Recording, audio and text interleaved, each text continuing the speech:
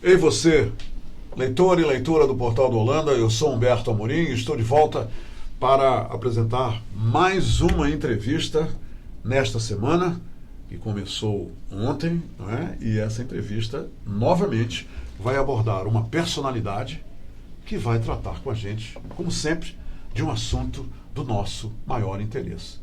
Principalmente hoje, porque se trata de um deputado federal eleito pela vontade soberana do povo do estado do Amazonas. Ele é o deputado federal José Ricardo, do Partido dos Trabalhadores.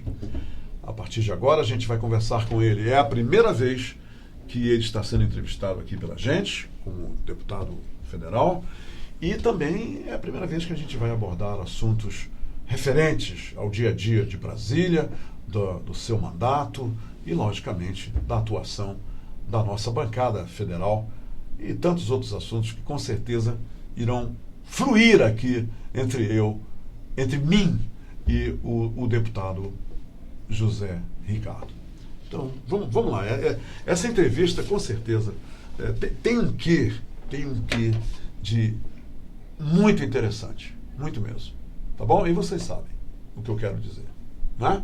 Primeiro, porque eu sei da sinceridade dele, eu sei da transparência dele, e quem mora no estado do Amazonas, e principalmente na cidade de Manaus, sabe o quanto o deputado federal José Ricardo é uma pessoa direta, é uma pessoa que não tem papa na língua, e ele é muito honesto e sincero no que diz e pensa.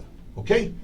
Vamos lá. Deputado, seja muito bem-vindo ao Bora H, aqui no Portal do Holanda. É uma satisfação bacana lhe receber aqui. Tá bom, obrigado. Boa tarde, Humberto. Boa tarde a todos que acompanham no Portal do Holanda. Eu realmente já estive algumas vezes aqui, mas essa é a oportunidade agora, como parlamentar federal, da gente poder conversar um pouco sobre o momento político, sobre o nosso trabalho e o que a gente pode fazer para melhorar o nosso estado, né? Deputado, a gente aí, né, fora da entrevista, conversou e rapidamente o senhor tocou num assunto interessante.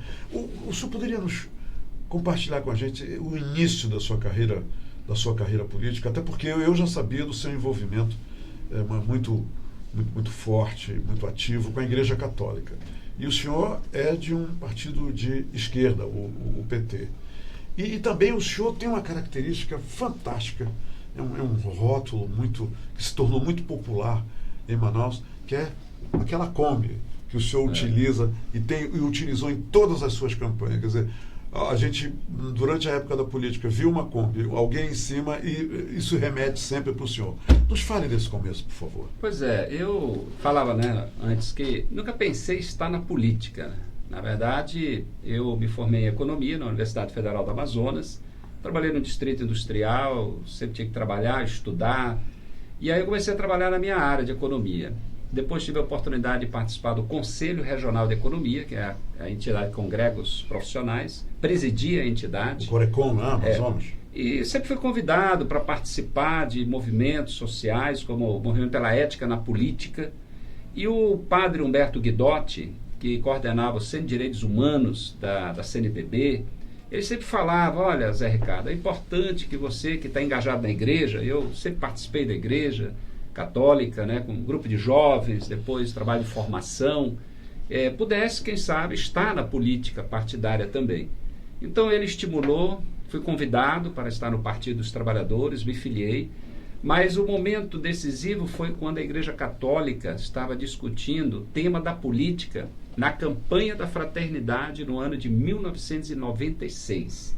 Aí, especificamente, houve ali uma decisão pessoal, porque lá dizia o seguinte, a Igreja Católica: não cabe ao padre, à freira, né, os religiosos, estarem na política partidária, mas eles têm que animar para os fiéis, os cristãos, o cidadão, né, exercer a sua cidadania e participar. Aí eu tomei a decisão de me filiar, no caso do Partido dos Trabalhadores, e começar a participar das eleições. Eu já participei de várias eleições, mais perdi do que ganhei, né, em termos de resultados eleitorais, mas sempre fazendo do mesmo jeito. Uma eleição onde se respeita, né, o eleitor, não compro votos, não pratico assistencialismo, discutir ideias, propostas, buscar os apoios das pessoas que acreditam que o político pode, né, fazer, não digo bem o diferente, mas agir como um político. Um parlamentar, ele tem que ser uma voz para cobrar, uma voz para falar, uma voz para propor. Não é só cobrar e criticar, mas também apresentar as propostas. Então, eu procurei sempre pautar a campanha política de forma aberta, clara, e também depois o exercício do mandato. Estamos até hoje nessa mesma prática. E aí a Kombi, ela surgiu como uma forma de prestar contas. Na verdade, quem criou essa coisa da Kombi e usar a Kombi para prestar contas foi o Praciano. Quer dizer, uma prestação de contas pública, né? Pública, de cima da Kombi. E o Praciano, ele ia no terminal de ônibus, que ele tinha uma Kombi velha também, para conversar com a população, falar do seu trabalho. Quando eu fui eleito vereador, ele também foi eleito vereador, foi o último mandato vereador, depois ele foi eleito federal. E ele que me puxou, ele diz: olha, Zé Ricardo, nós não somos donos de televisão, de rádio, não temos programa, né, de televisão e rádio, mas nós podemos fazer esse contato direto com a população. Então eu comecei a fazer isso e nunca parei. Até hoje, toda semana, segunda-feira e sexta-feira, eu estou com a minha Kombi velha em algum lugar, conversando com as pessoas. O senhor continua fazendo isso? Hoje de manhã, cedo, já estava em cima da Kombi também, participando. Né? Tivemos lá em Petrópolis. Semana passada, estivemos aqui na feira do Japim, e semana que vem estarei na Compensa, e nos outros dias é nos terminais de ônibus mesmo. Deputado, por que o senhor disse, de repente, aí eu optei pela política e escolhi o Partido dos Trabalhadores. O que lhe levou a essa opção de ser um militante do Partido dos Trabalhadores? Olha, o Partido dos Trabalhadores, como todos os outros partidos, é uma instituição que ela está garantida pela Constituição brasileira, que ela fala. Você sabe que a Constituição, somente as igrejas e os partidos políticos é que têm imunidade tributária, ou seja, são instituições, são reconhecidas como fundamentais. Por isso você pode participar de uma igreja, organizar, né, ter a sua manifestação religiosa que é garantida. Da mesma forma, a sua organização de preferência política, se organizar como um partido político. Então eu estou no PT, o PT tem uma história, tem os seus problemas, seus altos e baixos também, mas é bom que é um partido que você tem um debate interno permanente, você discute, a pessoa mesmo discordando de posicionamento das lideranças, né, do presidente, mas mesmo assim você continua participando, pode ser candidato. Então é um partido que fomenta a democracia também, né, a discussão e ouvir as pessoas. Então eu estou lá até hoje e pretendo continuar. Já estou mais de 20 anos no PT. Qual é a análise, deputado? Vamos para Brasília agora, né? Qual é a análise que o senhor faz, deputado, da nossa atual, né, da composição da nossa bancada federal lá em Brasília? Porque temos lá pelo menos 4 novos deputados, quer dizer, de primeira viagem. Como tem sido... 6 novos. Desculpa, 6 novos. De 8 deputados federais, somente 2 foram reeleitos. Que é o então temos Silas 6, Câmara, né? Aí 6, primeira vez que federal. integram agora a nova bancada. Como está essa integração?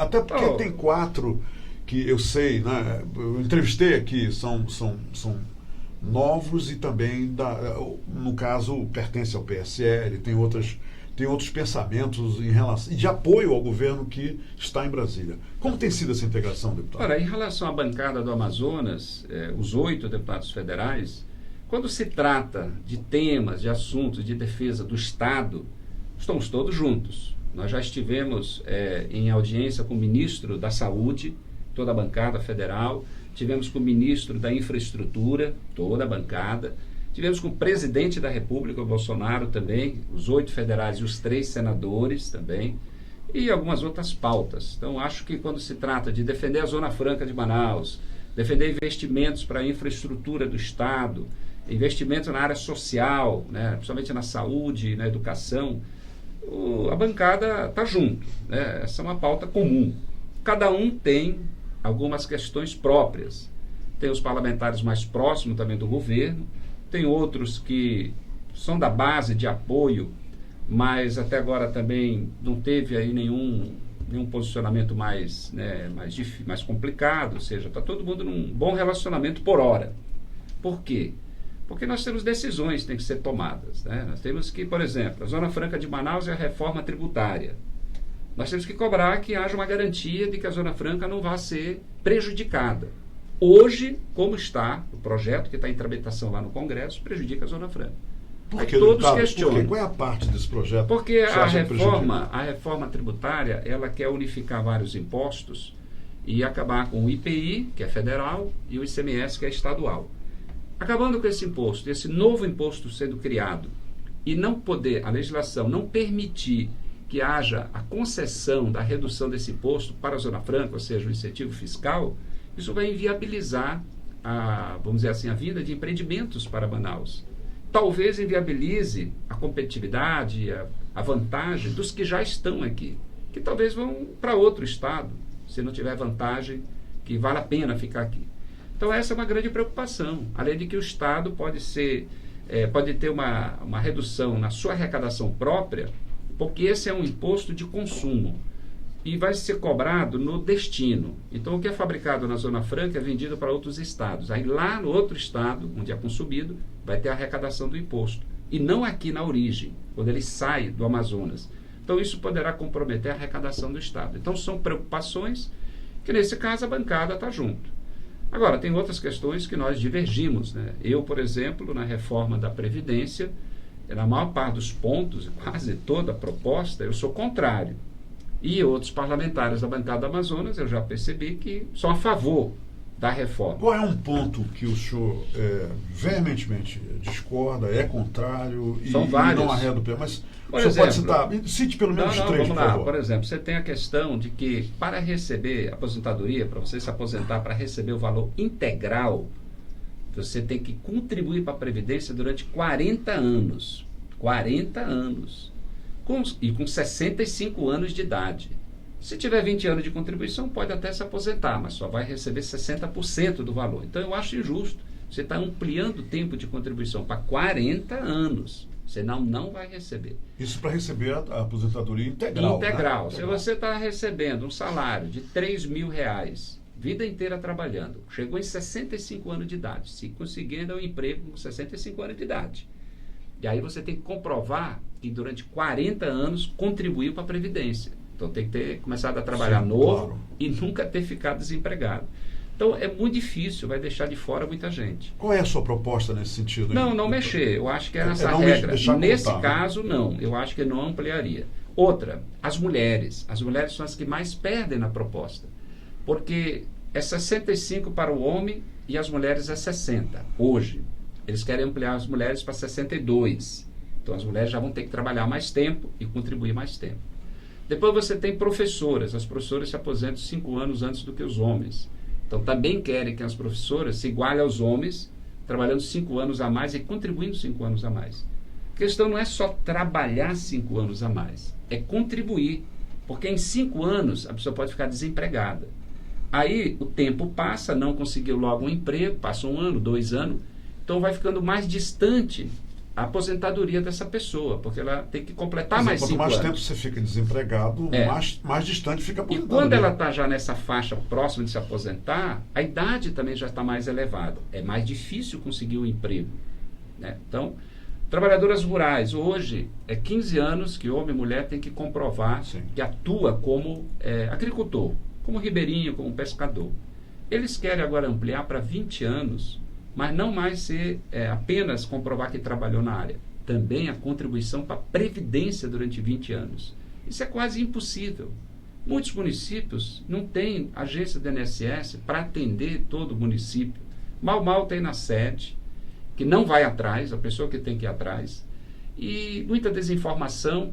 Então a pessoa não contribui para a Previdência. Agora, o senhor concorda que a reforma da Previdência é algo necessário, é bom para a economia do Brasil? Olha só, se conseguisse atingir as grandes aposentadorias, que eu acho difícil, porque você vai mexer com o judiciário, você vai mexer com altos salários em todos os escalões de governo, né? Tanto federal, estadual como municipal.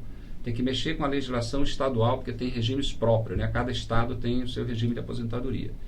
E o projeto não mexe nessa situação. Ele acaba atingindo a ampla maioria que está no sistema geral, ou seja, é o cidadão que vai se aposentar trabalhando em algum lugar, ou então não conseguiu contribuir, mas já chegou na idade avançada, então vai receber um benefício, que é chamado BPC, um salário mínimo, e eles querem diminuir para R$400. E eu vejo, isso é injusto, né? De um salário mínimo diminuir para R$ 400. Não vai resolver o problema da Previdência. Hoje nós precisamos cobrar de quem está devendo. Temos grandes devedores.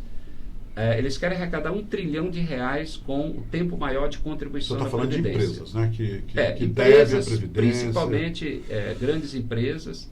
O somatório da dívida da Previdência ultrapassa R$ 400 bilhões.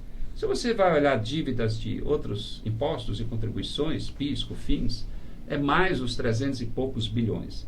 Então nós já temos aí quase 700 bilhões só de crédito, ou seja, deveria se cobrar de quem está devendo, antes de mexer em algo tão sensível na vida das pessoas. Tem que ser uma coisa calma, deveria ser devagar, deveria ser em parte, não de uma vez. Você acha que estão apressando muito esse processo? Muita pressão. Porque eu sou economista. A minha visão é que, em vez de dizer que a reforma da Previdência é fundamental para resolver o problema da economia, tem que ser o contrário.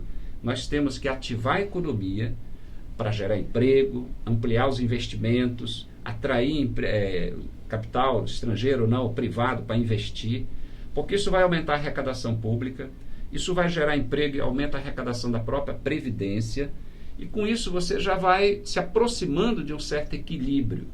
Como querem fazer, eu acho que não resolve, porque você já vai para cima de quem está hoje ganhando pouco, de quem até está desempregado e, portanto, não vai poder se aposentar tão cedo, e deixa de lado o principal, que é a economia, que é gerar emprego mesmo, que é ter um clima de confiança para as pessoas, para as empresas investirem, para as pessoas começarem a trabalhar, contratar, e ao contratar recolhe previdência. Essa é a lógica.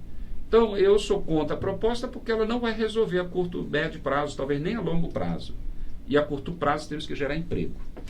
Deputado, de repente, há 2 meses, o ministro Paulo Guedes virou o grande vilão em relação à Zona Franca de Manaus, com aquela questão envolvendo o IPI e tudo mais. Qual é? O senhor tem alguma restrição acerca dos posicionamentos do ministro Paulo Guedes, principalmente aqueles que atinge diretamente a Zona Franca de Manaus? Não, tem total restrição. Eu acho que ele, primeiro, ele não esconde, que ele questiona a política de incentivos no Brasil. Ora, incentivos fiscais, não é só a Zona Franca que tem.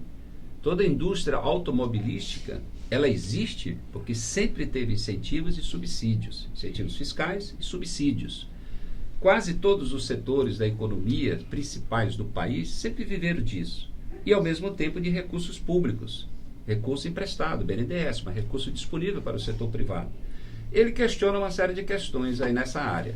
Então, qual é a preocupação? Que, ao querer rever a política de incentivo do Brasil, afete a Zona Franca. Eu percebi que ele é a favor da reforma tributária. Ora, a reforma tributária ela pode atingir direto aqui a Zona Franca. Depois, acredito que ele também conheça pouco a Zona Franca. É aquela história, quase todo ministro da Economia tem que ser convidado para vir aqui, olhar o Parque Fabril, conhecer as empresas, mostrar o processo de fabricação.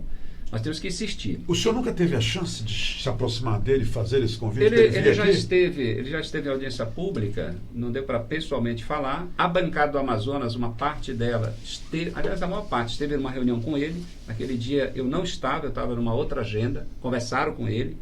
Uma primeira conversa, ele até meio na brincadeira estava falando sobre o xarope, né? Falando sobre falando aqui sobre o produto fabricado aqui do concentrado, né, de refrigerante. Depois, uma segunda reunião, ele já não estava mais com esse tom, mas é motivo de preocupação.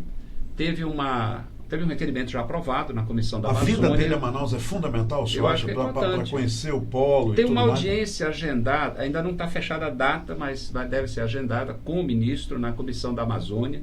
E tendo a oportunidade, se ele for mesmo, nós vamos estar convidando ele para vir para cá, para ele conhecer. É fundamental. Eu estou cobrando agora que a SUFRAMA reúna para ter a reunião do Conselho de Administração da SUFRAMA, que desde dezembro do ano passado não reúne. É verdade. É urgente. Bem, mas também o senhor precisa considerar uma coisa, deputado, e o senhor sabe disso. Os superintendentes adjuntos, só recentemente, eu acho que até semana retrasada, que foram nomeados, né, e confirmados. Eu acho que agora a coisa vai começar a caminhar, né? No caso da SUFRAMA, o superintendente está muito em Brasília, ele é militar, tem um bom relacionamento, Mas a parte que envolve a elaboração dos projetos, a análise dos projetos... Que é a reunião do caso, no caso. Essa parte dentro da SUFRAMA continua funcionando normalmente. Por isso que eu digo, tem hoje muitos projetos prontos para serem analisados. E são empresas, tem empresa nova, tem diversificações, tem ampliações. Então, é urgente que o Conselho de Administração se reúna, aprove esses projetos para destravar uma série de ações dessas empresas, porque vai gerar mais emprego. As informações que o senhor tem, deputado, logicamente levadas ao senhor pela sua assessoria, lhe dizem que a SUFRAMA começou num novo ritmo, quer dizer, a SUFRAMA de repente, porque ela estava estagnada, ela estava ali todos sabendo, mas já há um novo clima na SUFRAMA? O que o senhor tem conhecimento? Ela continua com o mesmo problema anterior, que a estrutura dela, inclusive de pessoal, está bastante reduzido. Nós temos ainda funcionários que eram da FUCAP, técnicos especializados, de alto nível, mas que estão numa situação frágil, porque decisão da justiça, eles estão se segurando numa liminar, senão já teriam que ter saído, serem demitidos. Então isso é um prejuízo muito grande para o corpo técnico da SUFRAMA. Precisaria ter um novo concurso, precisaria reforçar essa equipe toda para poder dar uma atenção às demandas que tem. Agora, a SUFRAMA precisa ter prestígio, né, em Brasília. Infelizmente, o ministro da Economia, ao concentrar tantas áreas, vamos dizer, da economia, da indústria e comércio, de todos os segmentos em torno disso, num ministério só, complica. Por quê? Nós dependemos de ciência e tecnologia, embora não esteja lá, mas você tem os PPBs. Os PPBs estão lá no ministério e são fundamentais para poder destravar também novos produtos. Mas acho que agora vai demorar mais ainda, porque agora estão revendo vários PPBs e nós precisamos de agilidade. Essa é uma demanda que nós temos aqui. Nós temos a necessidade de cuidar do distrito industrial.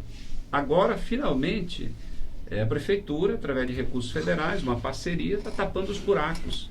Um dia nós temos que cuidar desse lugar, que é o chamado distrito industrial, para se tornar um lugar turístico. Eu gostei da palavra finalmente que o senhor usou aí, gostei.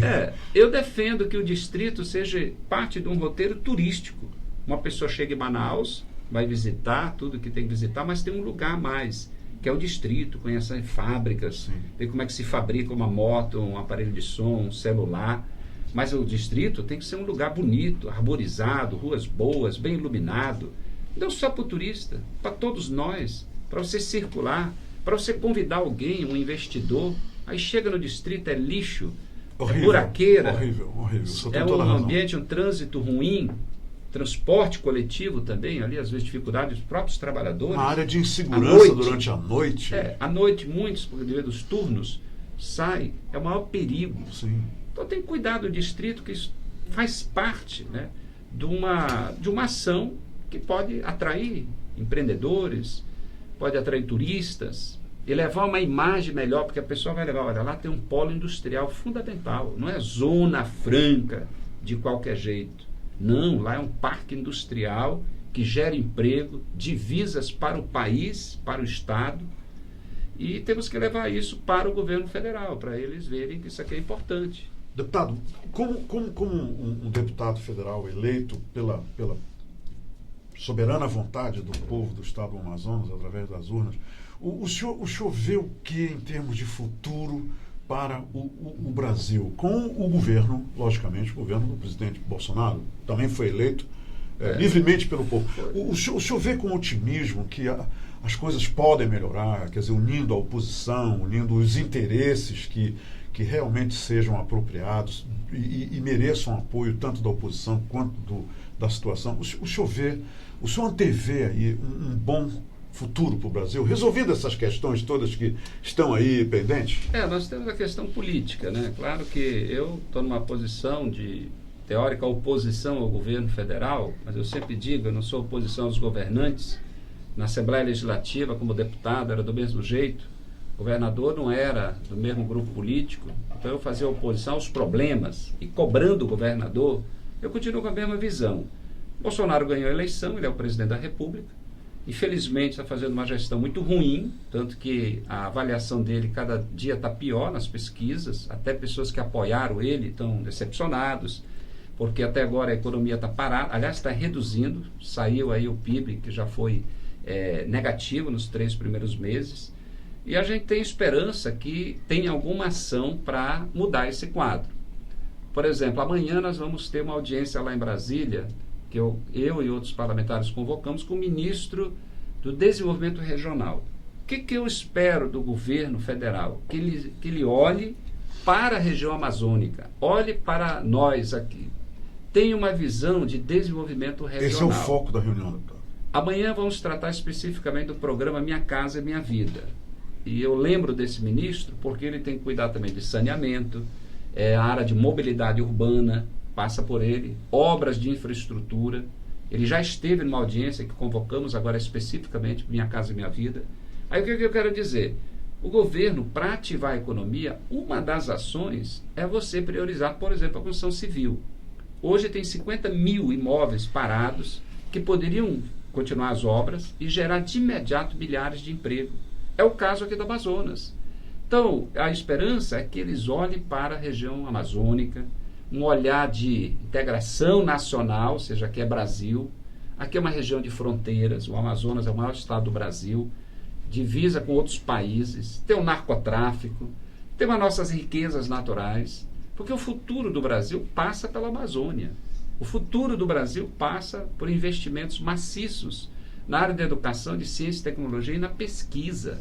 Aqui a Amazônia pode ser resposta para muitos dos problemas que o Brasil enfrenta, na área da saúde, por exemplo, na questão climática, de modo geral, a questão ambiental. Agora tem que ter um olhar do governo. E aí que eu digo, a Zona Franca está aí, o nosso polo industrial, mas nós precisamos buscar na economia outros caminhos. E o caminho passa pelo conhecimento. Eu vou insistir no meu mandato para chamar a atenção de que o governo tem que investir na ciência e na tecnologia aqui no nosso estado e na Amazônia como um todo.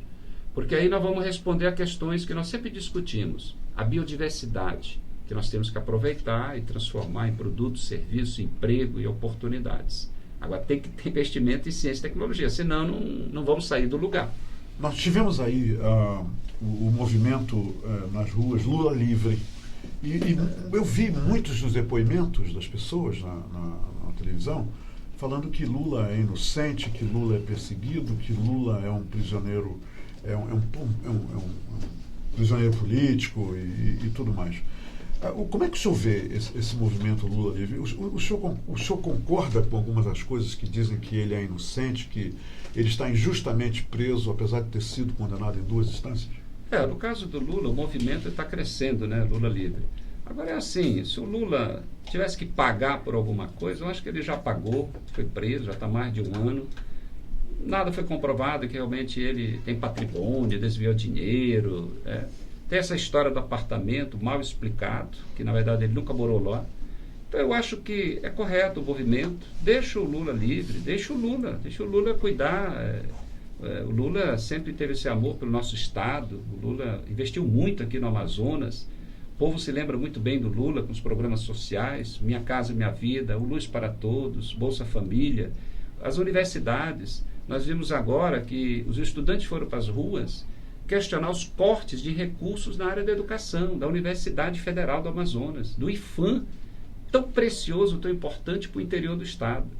E a lembrança do Lula é aquele presidente que fez o contrário, ele não cortou verba, ele ampliou. De 3 unidades do IFAM, pulamos para 16. A Universidade Federal quase dobrou a sua capacidade de vagas e de investimento em pós-graduação, mestrado, doutorado. Então, o povo tem uma ótima lembrança do Lula. Ele foi impedido de ser candidato, a avaliação é de que se ele fosse candidato ele iria ganhar a eleição, mas isso já passou, né? Mas o Lula eu acho que merece estar livre, deixa o Lula viajar ao Brasil, deixa ele ajudar o Brasil, deixa ele ajudar o povo. Eu acho que vai ser muito bom. Não sei por que ainda tem gente querendo que ele continue encarcerado. Não tem necessidade. Acho que o Lula tem muito a ajudar o Brasil. Se ele ainda vai ser candidato um dia, eu não sei. Até porque eu acho que o próximo candidato aí, que dentro do Partido dos Trabalhadores, que foi candidato agora, é o Haddad, né? Que está viajando o Brasil, está conversando com a população. Isso é muito bom. Ele não nem prejudica o governo, está chamando a atenção do que nós temos que fazer para melhorar o nosso país. O Haddad, falando sobre educação, ele fala com autoridade. Ele é o professor, ele foi ministro da Educação, ele foi o que mais investiu, ele criou o Fundeb, que está até hoje aí garantindo recursos para os professores. Estão levando uma mensagem positiva. O Lula vai fazer a mesma coisa. Deputado, aconteceu agora, neste fim de semana, em Manaus, um evento que tem tudo a ver com o senhor, inclusive da sua área profissional, que foi o evento, o 11º ENAM, que reuniu representantes dos conselhos de economia de toda a Amazônia Legal para discutir a Revolução 4.0 e as consequências nas riquezas do Estado da Amazônia. Como é que o senhor vê esse acontecimento, dessa indústria, dessa Revolução 4.0 atualmente? Primeiro, parabenizar o Conselho Regional de Economia, Conselho Federal e as várias entidades que representam economistas, na região amazônica. Acho que é importante a gente fazer esse debate aqui, na região, no estado do Amazonas. Foi muito positivo. E essa revolução que está presente, já está no nosso dia a dia, é a tecnologia, são as inovações, são os avanços que acontecem muito rápido.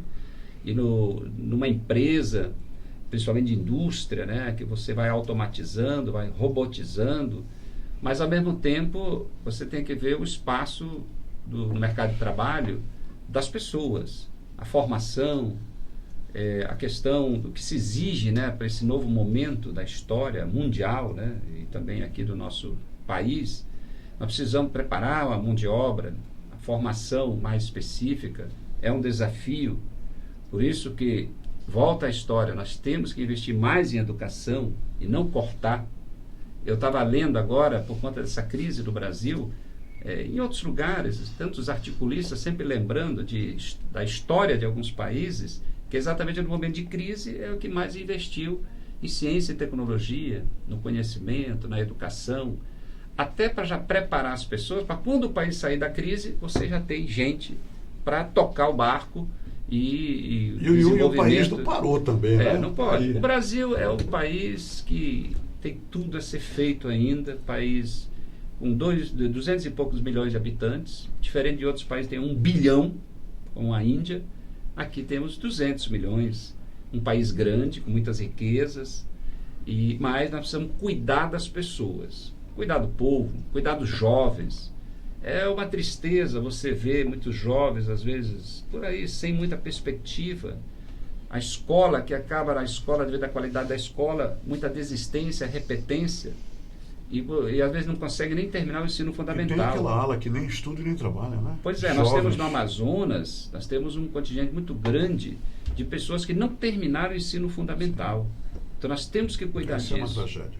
E aí, claro, os desafios são próprios nossos, amazônicos. Aí. Nós temos que ter um olhar amazônico. Por isso que no Congresso eu estou fazendo parte da Frente Parlamentar em Defesa da Amazônia. Temos um núcleo da Amazônia também no Partido dos Trabalhadores. Nós vamos ter que falar muito sobre a Amazônia e chamar a atenção do governo. A bancada é pequena, mas temos que nos desdobrar e fazer mais do que já fizemos até agora. Deputado José Ricardo, muito obrigado pela entrevista.